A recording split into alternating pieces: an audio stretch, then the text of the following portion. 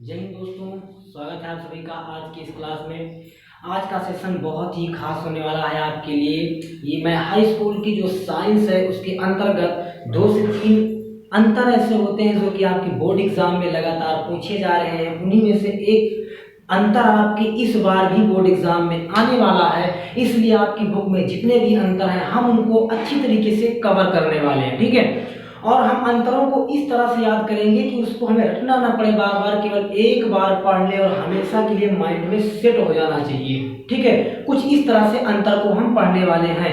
और मेरी बात आज ही आप नोट करके रख लीजिए कि 2 से 3 नंबरों में ये आएगा तो मतलब 100% आएगा। अगर नहीं आएगा तो आप बाद में कमेंट करके बताइएगा कि हाँ आपने कहा था लेकिन ये नहीं आया। तो 2 से 3 नंबरों में ये आने ही वाला है। क्लास को हम शुरू करते हैं। क्लास को शुरू करने से पहले आप फटाफट वीडियो को लाइक कर दीजिए। अगर चैनल पर नए हैं तो चैनल को सब्सक्राइब कर लीजिए और बेल आइकन को जरूर प्रेस कर लीजिएगा ताकि मेरे आने वाली हर क्लास की नोटिफिकेशन सबसे पहले आप तक पहुंचती रहे। तो चलिए गाइस, हम लोग क्लास की शुरुआत करते हैं। हम आज की क्लास में पढ़ने वाले हैं कुछ अंतर, जिसमें सबसे पहले हम पढ़ेंगे आक्सीय श्वसन और अनाक्सीय श्वसन में क्या अंतर होता है। आक्सीय श्वसन और अनाक्सीय श्वसन में क्या अंतर होता है, तो समझते हैं कि ये क्रिया ऑक्सीजन की उपस्थित में होती है। उपस्थित में यानी कि ऑक्सीजन उपस्थित है, लेकिन ये क्रिया ऑक्सीजन की अनुपस्थित में यानी कि इसमें ऑक्सीजन उपस्थित नहीं है। तो ये क्रिया कब होती है? जब ऑक्सीजन उपस्थित हो, और ये क्रिया तब होती है जब ऑक्सीजन उपस्थित ना हो। इसके बाद में इस क्रिया में 38 अणु एटीपी के होते हैं और इस क्रिया में केवल 2 अणु एटीपी के होते हैं। इसमें 38 अणु एटीपी के होते हैं और इसमें केवल 2 ही अणु एटीपी के होते हैं। उसके बाद में इसमें CO2 का मतलब कार्बन डाइऑक्साइड अधिक मात्रा में होती है और इसमें जो CO2 है यानी कार्बन डाइऑक्साइड वो कम मात्रा में होती है। तो इसमें कार्बन डाइऑक्साइड अधिक मात्रा में होती है और इसमें कार्बन डाइऑक्साइड कम मात्रा में होती है। फिर हम समझते हैं कि यह क्रिया कोशिका द्रव्य के साथ माइटोकॉन्ड्रिया में भी होती है, लेकिन यह क्रिया केवल कोशिका द्रव्य में ही संपन्न हो जाती है। तो ये हमारा हो गया आक्सीय श्वसन और अनाक्सीय श्वसन में अंतर। इसके बाद में हम अगला समझते हैं। अगला हमारा है श्वासोच्छ्वास और श्वसन। तो हम सबसे पहले समझते हैं श्वासोच्छ्वास क्या है। श्वासोच्छ्वास क्या होता है? ऑक्सीजन को लेना और छोड़ना, वायु को लेना और छोड़ना श्वासोच्छ्वास कहलाता है। याद रखिएगा कि वायु को लेना और छोड़ना श्वासोच्छ्वास कहलाता है। ठीक है, अब समझते हैं इनमें अंतर क्या होता है। तो श्वासोच्छ्वास में यह क्रिया कोशिका के बाहर होती है, लेकिन यह क्रिया माइटोकॉन्ड्रिया में होती है। ठीक है, यह क्रिया केवल श्वसन अंगों में होती है। यह क्रिया केवल श्वसन अंगों में। श्वसन अंग क्या होता है?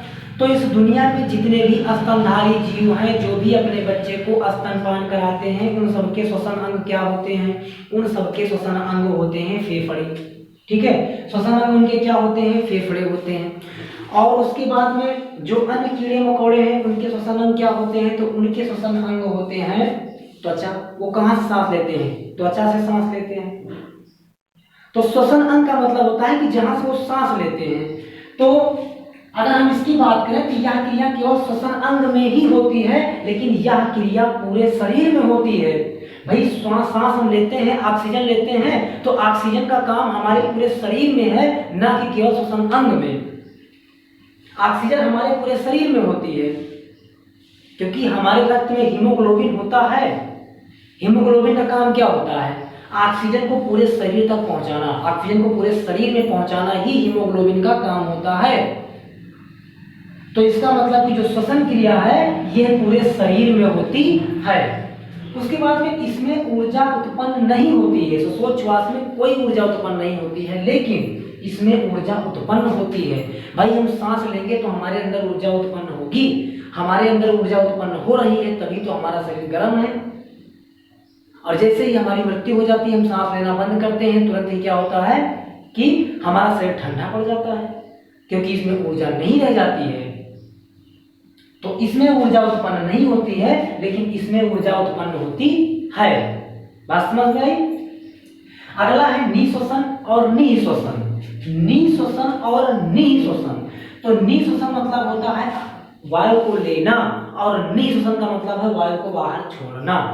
निःश्वसन का मतलब बाहर छोड़ना और निःश्वसन का मतलब वायु को अंदर लेना। अब देखिए इस क्रिया में ऑक्सीजन फेफड़ों में आती है।